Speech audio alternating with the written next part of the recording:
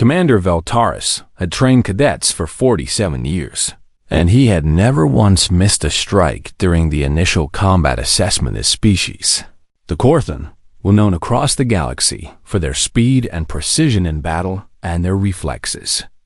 Operated faster than most species could even perceive, and when Veltaris threw a punch, it was not a question of whether it would land, but rather how much damage it would cause. Today was assessment day at the Galactic Coalition Academy, and 30 new cadets stood in a line waiting for their turn to face the legendary Instructor, and most of them were trembling, and some were openly terrified, because everyone knew that the first strike was meant to test your reaction time, and nobody dodged it, and nobody ever had. The observation deck above the training hall was packed with instructors and analysts from 17 different species, and they watched through reinforced glass, and their datapads recorded everything because the Coalition took combat assessment very seriously, and every cadet's performance would be analyzed and categorized and filed away. The human girl stood near the end of the line, and she was small compared to most of the other cadets, and she had dark hair tied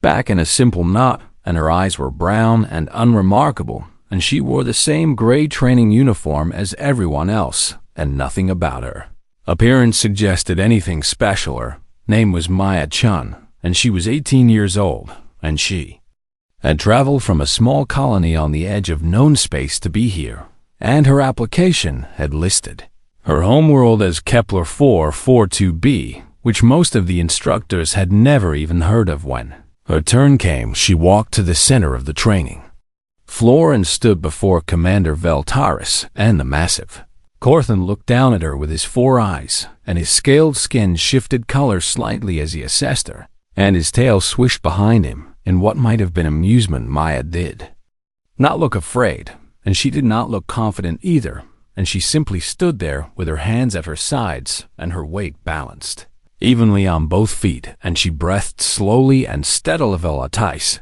did not announce his strikes, and that was the whole point, because real combat did not come with warnings, and real enemies did not tell you when they were about to attack, and so he simply decided to throw the first punch, and his mind sent the signal to his arm, and his muscles began to tense. Maya stepped to the left. She moved before his arm moved, and she moved before his muscles visibly contracted, and she moved in the space between his decision and his action, and when his fist cut through the air, it passed through empty space where she had been standing half a second earlier. The observation deck went completely silent. Veltaris froze, and his 4 eyes blinked in sequence, which was a sign of extreme confusion in his species, and he looked at the spot where Maya now stood, and then at the spot where she had been, and then back at her. He threw another strike, and this one was faster and came from a different angle, and Maya was already moving again, and his claws passed so close to her shoulder that they should have torn her uniform, but they touched nothing but a third strike and a fourth, and each time Maya simply was not there when the blow arrived, and she did not block, and she did not counter, and she simply moved out of the way before the attack even fully began. Up in the observation deck, the Velian combat analyst leaned forward and replayed the footage on her datapad, and she watched it 3 times. And then she turned to her colleague with an expression of complete disbelief. The human moved before he moved. She said, "That is not possible," the colleague replied, and he was Dranari and his species prided themselves on logical analysis, and what you are describing violates causality. Watch the recording the PR seen. Velian said they watched it together, and they watched it again, and they called over more analysts, and soon everyone in the observation deck was crowding around datapads and watching the same footage over and over. Commander Veltaris had stopped his assessment, and he stood before Maya with his arms crossed, and his tail had gone completely still, which meant he was thinking very hard about something. "How did you do that?" he asked, and his voice was low and serious. Maya tilted her head slightly, and she seemed genuinely confused by the question. "Do what?" she asked. "You moved before I moved, and you knew where my strikes would land before I threw them, and no species in the coalition has demonstrated precognitive abilities, and yet you dodged attacks that had not yet occurred. Maya was quiet for a moment, and she seemed to be searching for words to explain something that she had never needed to explain before. I did not know where your strikes would land, she said finally, and I just knew that you were going to strike, and I knew the general direction, and I moved, but how? Voltaris pressed, and there was an edge of frustration in his voice, because he was a combat master, and he had spent his entire life studying the science of violence, and this small human girl had just made him look like a clumsy amateur. Maya shrugged, and it was such a human gesture and so casual and so unhelpful. You changed, she said, in the air around you changed, and your weight shifted and your breathing altered and something in your eyes hardened. Even though your face did not move, and all of those things happened before your arm moved, and they told me what was coming. Voltaris stared at her, and he did not have words for what he was feeling up. In the observation deck, the Academy's monitoring system had already updated Maya's file, and a new classification had been added to her record, and it was a designation that had not been used in over 2 centuries. Threat anticipation, unquantified. Head of the analysis division looked at those words on her screen, and she felt a chill run through her body. And she had been studying combat potential for 30 years, and she had never seen those words applied to any cadet. What does unquantified mean? Her assistant asked. It means we do not know the upper limits of her ability, she replied, and it means we cannot measure how far in advance she can sense threats, and it means that this human girl just became the most closely watched cadet in the history of the Coalition Academy. Down on the training floor, Maya stood alone, and she did not understand why everyone was staring at her. And she did not understand why the assessment had stopped, and she had simply done what she had always done. And she had felt danger coming, and she had stepped out of its way. She had been doing that her entire life, and she had never thought it was special, and she had never imagined that other species could not do the same thing. On Kepler 442b, where she grew up, you learned to sense danger or you died, and there was no third option. And Maya had survived 18 years on that harsh world, and she had never once questioned the instincts that had kept her alive. Now those instincts had followed her to the stars, and they had revealed something: that the galaxy was not prepared to understand. Humans were different, and not in the ways anyone had expected. The research division took over Maya's training schedule within 3 days of the assessment, and she found herself spending more time in laboratories than in classrooms, and more time connected to sensors than holding weapons. They measured her brain activity, and they monitored her heart rate, and they tracked her eye movements, and they recorded every tiny fluctuation in her body chemistry, and they were searching for an explanation, and they were desperate to understand what made her different. Dr. Kellos was the head of xenobiology at the Academy, and she had studied over 200 species throughout her long career, and she had written papers that were considered essential reading in every major university in the Coalition. And she had never been this confused by a single subject. The human brain is remarkable, she said to her team during one of their daily briefings, but it is not unique, and other species have similar neural architecture, and other species process sensory information in comparable ways, and yet none of them demonstrate this level of threat anticipation. Maybe it is something in her genetics, one of the junior researchers suggested, and maybe she's a mutant or an anomaly. We tested her DNA already, Dr. Kellos replied, and she is completely standard for a human, and there is nothing unusual in her genetic code, and whatever allows her to do what she does, it is not a mutation. Maya sat in the observation room and watched them discuss her through the glass, and she could not hear their words, but she could see their confusion, and she could feel their frustration, and she wished she could help them understand, but she did not have the words. The truth was that Maya had never thought of her abilities as special, because on Kepler 442b, everyone learned to sense danger, or they did not survive long enough to have children. Her Colony had been established 40 years before her birth, and it was one of the outer settlements on the edge of human space. And the planet was harsh and unforgiving, and the environment seemed determined to kill anything that tried to live there. Dust. Storms came without warning, and they could strip the flesh from your bones if you were caught outside, and the only way to survive was to feel the change in the air before the storm arrived, and to find shelter before the wind started to howl. The native predators were silent and fast, and they hunted by ambush, and they had no heat signature that sensors could detect. And the colonists had learned to sense them through other means, and those who could not develop this sense became food. Maya had grown up in that world, and she had learned to read the environment before she learned to read words, and her mother had taught her to feel the weight of the air, and her father had taught her to notice when the local animals went quiet, and her grandmother had taught her to trust the feeling in her gut that said something was wrong by the time she was 10 years.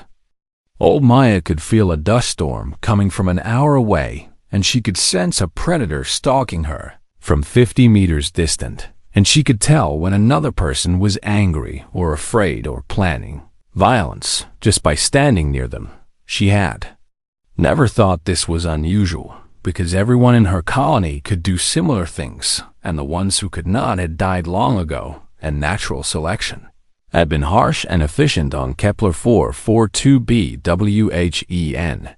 She came to the academy. She assumed that everyone in the galaxy had similar abilities, and she assumed that sensing danger was a universal skill, and she was genuinely surprised to learn that other species could not feel threats before they manifested. The tests continued for weeks, and the researchers grew more frustrated with each passing day, and Maya cooperated fully, but she could not explain something that she did not understand herself. They put her in rooms with hidden attackers, and she pointed to their locations before they revealed themselves, and they asked her how she knew, and she said the air felt different near them, and they asked what different meant, and she could not find words to describe it. They brought in opponents from species that had no body language, and she still dodged their attacks, and they asked how she anticipated strikes from beings whose bodies gave no visual cues, and she said she could feel their intention in the space around them, and they asked what intention felt like, and she shrugged. Dr. Kellos finally sat down with Maya alone, and she asked a question that no one else had thought to ask. What does it feel like when danger is coming? Maya thought about it for a long moment, and she tried to find words for something she had always simply known. It is like pressure, she said finally, and the air gets heavier and the space around me gets tighter, and there is a sound that is not really a sound, and more like a vibration in my chest, and my skin starts to feel sensitive like it is waiting for something to touch it, and all of these things happen before the danger arrives, and they tell me where it will come from and how fast it will move. Dr. Kellos recorded every word, and she analyzed it later with her team, and they realized something that changed their understanding of humans forever. She is not predicting the future, one of the researchers said, and she is processing the present at a level we cannot measure. The human body had evolved on Earth, which was a world of constant danger, and every system in the human form had developed to detect and respond to threats, and the human brain processed millions of data points every second without conscious awareness, and most of those data points related to survival. Maya's colony had taken those ancient instincts and sharpened them further, and generations of living on a death world had refined her family's threat detection into something that looked like precognition, but was actually something far more impressive. She was not seeing the future, and she was reading the present with such precision that she could extrapolate what was about to happen with near-perfect accuracy. This is not a gift, Dr. Kellos said as she presented her findings to the Academy leadership. And this is evolution, and this is what happens when a species spends millions of years being hunted. And this is the result of survival pressure that we cannot imagine. The other species in the room looked at each other, and they had always known that Earth was a dangerous world, and they had always classified it as a death world. And they had assumed that humans were simply lucky to have survived there. Now, they understood that luck had nothing to do with it, and humans had survived because they had become something extraordinary, and they had turned their fear into the sharpest survival tool in the galaxy. Maya sat in her quarters that night, and she thought about what they had told her, and she thought about her home and her family, and all the people who had lived and died on Kepler 442b. She did not feel special, and she did not feel gifted, and she simply felt like someone who had learned to pay attention to the world around her. But she was beginning to understand that paying attention meant something different to humans than it did to everyone else. The emergency session of the Coalition Security Council was held in a sealed chamber deep beneath the Academy, and the room was designed to prevent any information from escaping, and the walls absorbed sound and blocked all forms of transmission. And what was discussed here would never appear in any public record. Admiral Soren of the Coalition Fleet stood at the head of the long table, and she was a Tanari, and her species was known for their calm, analytical minds and their ability to see patterns that others missed. And right now the pattern she was seeing filled her with a mixture of awe and fear. The human subject has demonstrated consistent threat anticipation across 472 separate trials, she began. And her success rate is 100%, and she has not failed to avoid a single attack, regardless of the species or method employed. The representatives around the table shifted uncomfortably, and they were admirals and generals and intelligence chiefs from 12 different species, and they had all reviewed the data, and they all understood what it meant. One of them raised a hand, and he was a Drenari, and his people were famous for their skepticism. Perhaps she has been enhanced, he suggested. And perhaps the humans have developed some technology that we are not aware of, and perhaps this is an artificial ability rather than a natural one. We considered that possibility, Admiral Soren replied, and we scanned her at the molecular level. And we found no implants and no modifications, and no trace of any technology, and her abilities are entirely organic and entirely natural. Then, how is this possible? The Drenari demanded. Admiral Soren pressed a button and a holographic display appeared above the table, and it showed an image of Earth and then a series of data points about the planet's environment. The Coalition has always classified Earth as a Category 7 death world, she said, and we knew it was dangerous, and we knew the gravity was high, and the climate was unstable, and the ecosystem was aggressive, and we assumed that humans had simply been lucky to evolve there. She pressed another button, and the display changed to show a timeline of human evolution. What we failed to understand was what surviving on Earth actually required, and we failed to comprehend the selection pressure that shaped the human species over millions of years. The display showed images of ancient Earth and the predators that had hunted early humans, and the disasters that had killed millions, and the diseases that had wiped out entire populations. Every generation of humans faced extinction. Admiral Soren continued, and they were not the fastest species on their world, and they were not the strongest, and they were not the most venomous, and they had no natural weapons and no armor and no camouflage. Oh, how did they survive? Someone asked. They learned to sense danger before it arrived, the Admiral replied, and they developed nervous systems that could process environmental data at speeds we cannot measure, and their brains evolved to detect threats from the smallest possible cues, and those who could not do this died, and those who could survived and had children. She let that sink in for a moment, and then she continued. We have been thinking about humans wrong, she said, and we classified them as predators because they conquered their world and spread across the stars.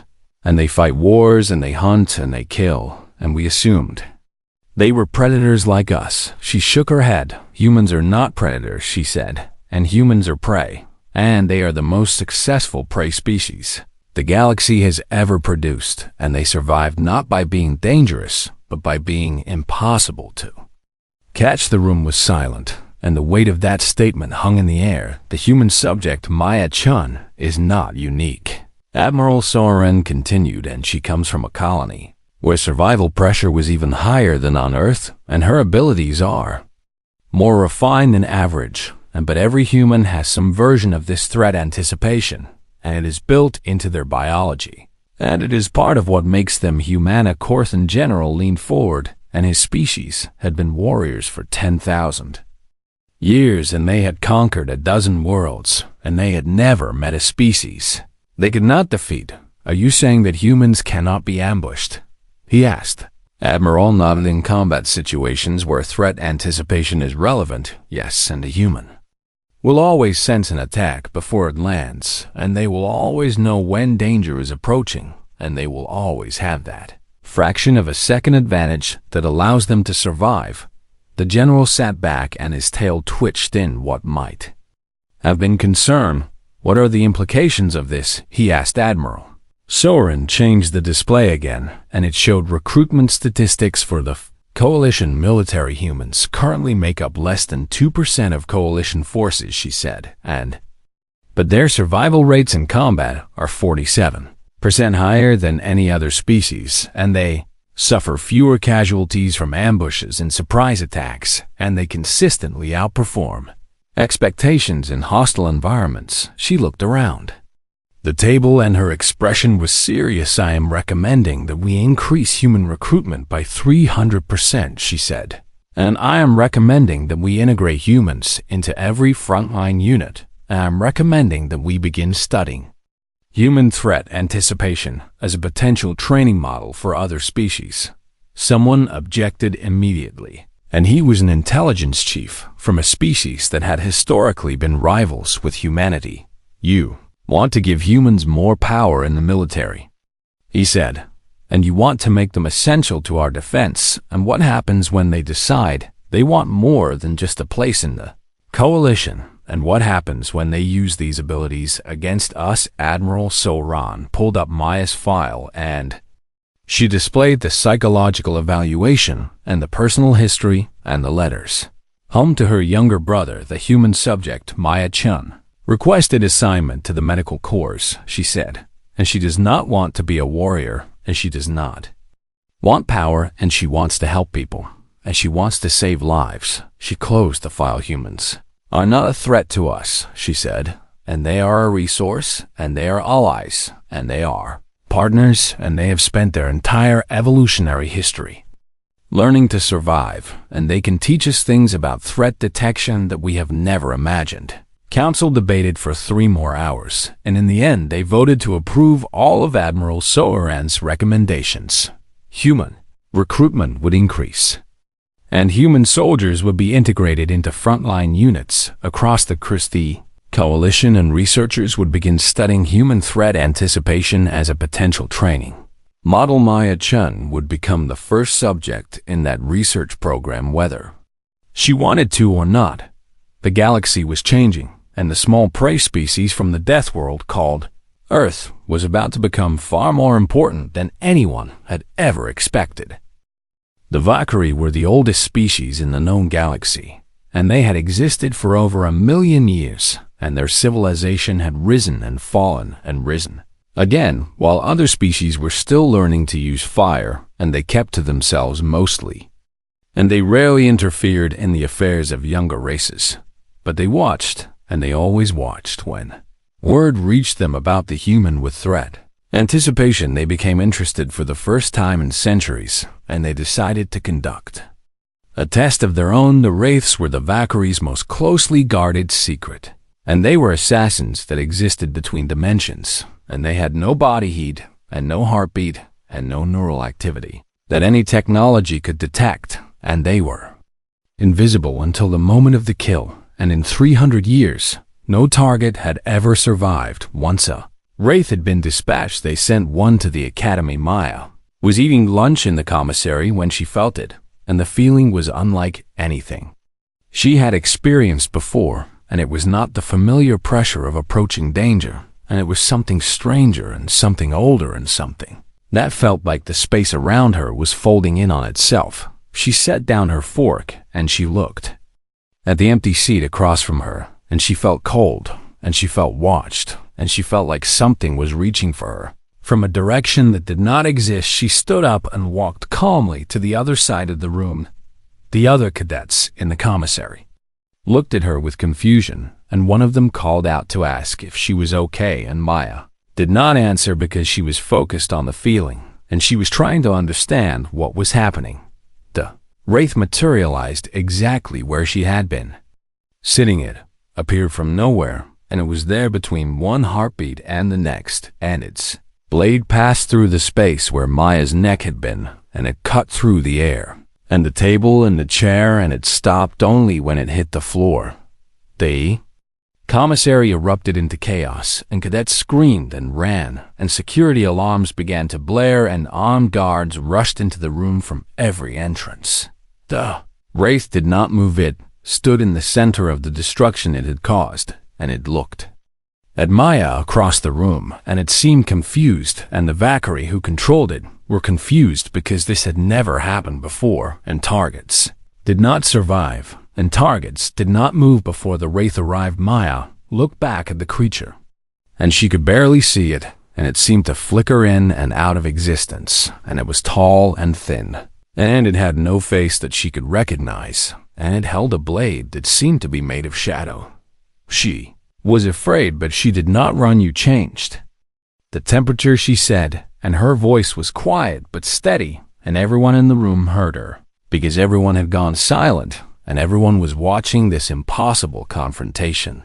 The wraith tilted its head, and it did not speak because wraiths did not speak, but it listened just a fraction of a degree. Maya continued, and the air got colder where you were about to appear, and the air tasted like ozone, and like the sky before a lightning storm, and I felt you before you were here.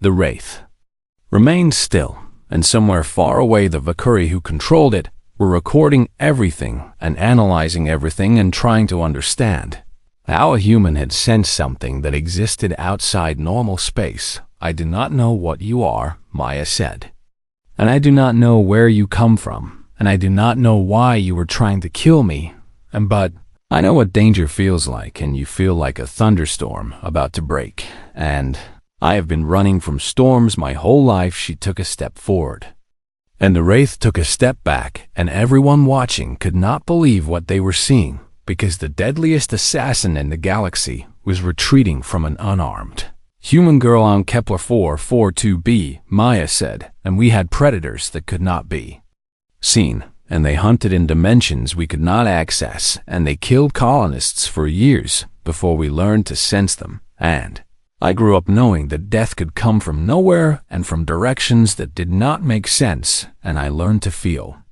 it anyway. The wraith looked at her for a long moment, and then it made a decision, and it folded back into the dimension from which it had come, and it disappeared as suddenly as it had arrived. The commissary was silent, and Maya stood alone in the middle of the room, and her hands were shaking, and her heart was racing, and she had just faced something that should have been impossible to face, and she had survived. The Valkyrie received their wraith's report, and it was 3 words long: humans are adapting.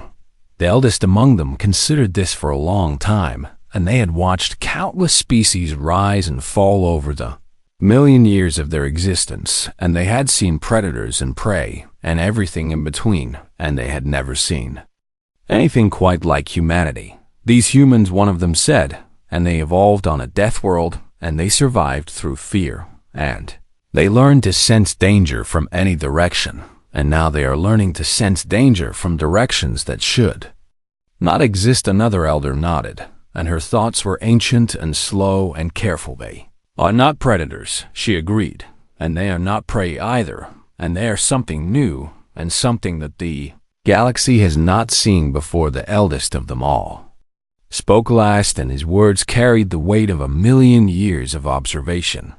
They are survivors, he said, and they have always been survivors, and no matter what the universe throws at them, they find a way to survive, and that is more dangerous than any predator and more resilient than any prey. Back at the academy, Maya was taken to the medical wing, and she was examined and questioned and analyzed, and she answered every question as best she could, and she tried to explain what she had felt.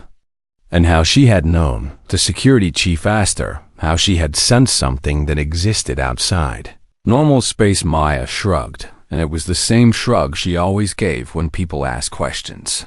She did not know how to answer danger is danger. She said, and it does not matter where it comes from, and it does not matter what dimension it exists in, and danger always feels like danger. And I've been feeling it my whole life. The report of the incident was classified at the highest level, and only a handful of people in the entire coalition ever learned what had happened in that commissary. But the Valkyrie remembered, and the Valkyrie watched, and the Valkyrie began to wonder what else humanity might be capable of.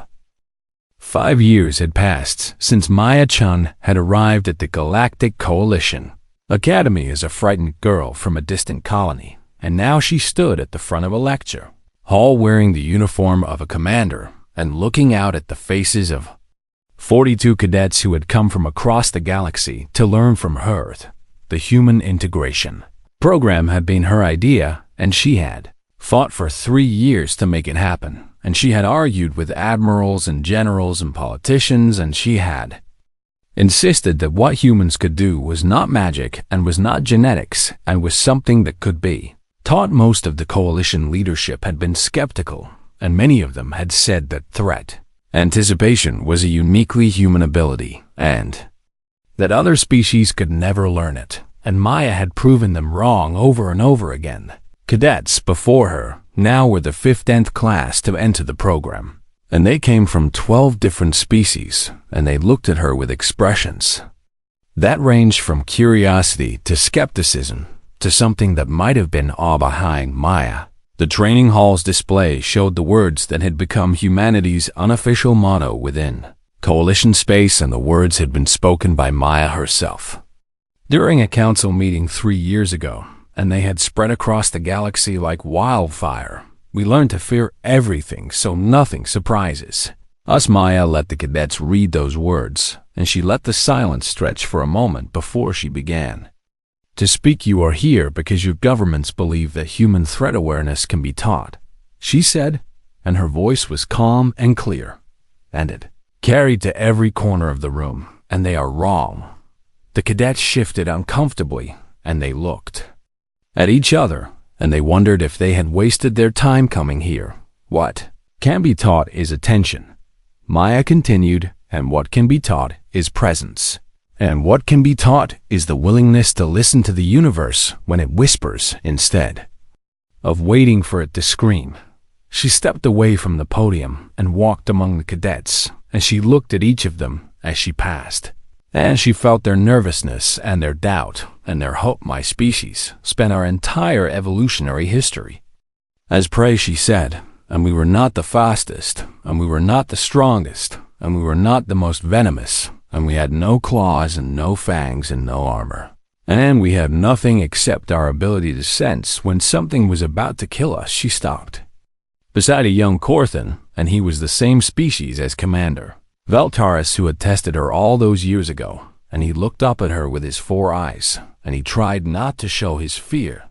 The galaxy looked at Earth and saw a death world, Maya said, and they were not wrong, and Earth was dangerous, and Earth was hostile, and Earth killed most of the things that tried to live there. But they missed the point. She leaned closer to the young Corthan, and her voice dropped to almost a whisper. Death worlds do not produce predators, she said, and death worlds produce something that refuses to die. She straightened up and walked back to the front of the room, and she turned to face all of them.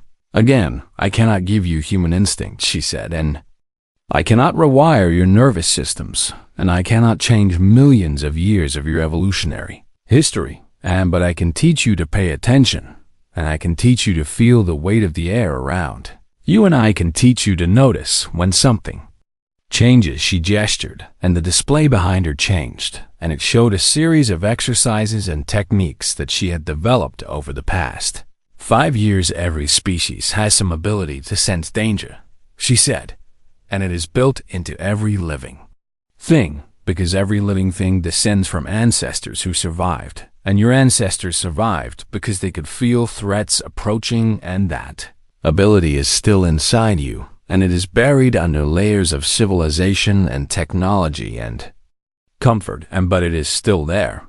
The cadets were listening intently now, and their skepticism was fading, and they were beginning to understand what she was offering them. Over the next 6 months, Maya continued, and I will teach you to find that buried instinct, and I will teach you to sharpen it, and I will teach you to trust it, and you will never be as good as a human because you did not grow up on a death world, but you will be better than you are now, and that might save your life. Someday she paused, and she looked at each of them one more time. The universe is full of things that want to kill you, she said, and some of them you can see, and some of them you cannot, and some of them exist in dimensions you cannot even imagine. But they all have one thing in common. She smiled, and it was a small smile and a tired smile, and it was the smile of someone who would spend her whole life surviving. They all change the air before they strike, she said, and they all make the world feel different before they attack, and they all announce themselves in ways that most species have forgotten how to hear, and my job is to teach you to hear them again. Cadets nodded, and they understood, and they were ready to begin. Maya thought about her journey, and she thought about the frightened girl who had arrived at this academy 5 years ago, and she thought about the wraith and the tests and the endless questions, and she thought about her home on Kepler 442b, and the family she had left behind. She had never wanted to be special, and she had never wanted to be famous, and she had only wanted to survive and to help others survive. Now, she was doing exactly that. The monitoring system logged her words, as it always did, and somewhere in the Coalition archives, her file was updated one final time. Anticipation status confirmed and transmissible, and human baseline. Galaxy had spent millennia watching the stars for existential threats, and they had built weapons and defenses, and armies and fleets, and they had prepared for invasion from hostile alien species, and they had worried about cosmic disasters and ancient evils. They had never thought to look at the small species that had crawled out of the mud on a violent little world at the edge of the galaxy, and they had never imagined that the key to survival might come from creatures who had spent their entire existence being afraid. But fear was not weakness, and Maya had learned that lesson long ago. Fear was attention, and fear was awareness, and fear was the voice that whispered in your ear when something was wrong, and fear was the gift that kept you alive when everything else failed. Humans had been afraid for millions of years, and they had turned that fear into the sharpest survival instinct the universe had ever seen, and now they were sharing that gift with the galaxy. The universe was dangerous, and it would always be dangerous, and there would always be things that wanted to kill you, and there would always be threats that came from directions you did not expect. But now the galaxy was learning to listen, and now the galaxy was learning to pay attention, and now the galaxy was learning what humans had always known: the universe whispers before it screams, and if you learn to hear the whisper, you can survive anything. Maya looked at her students, and she felt hope for the first time in years, and she knew that she had found her purpose, and she knew that her life had meaning. She was no longer just a survivor, she was a teacher, and she was showing the galaxy how to survive alongside her, and that was worth more than all the combat training, and all the weapons, and all the fleets, and all the stars. The class began, and the future changed. And humanity took its place not as conquerors or warriors, but as something far more important. They became the ones who taught the galaxy to listen to the dark.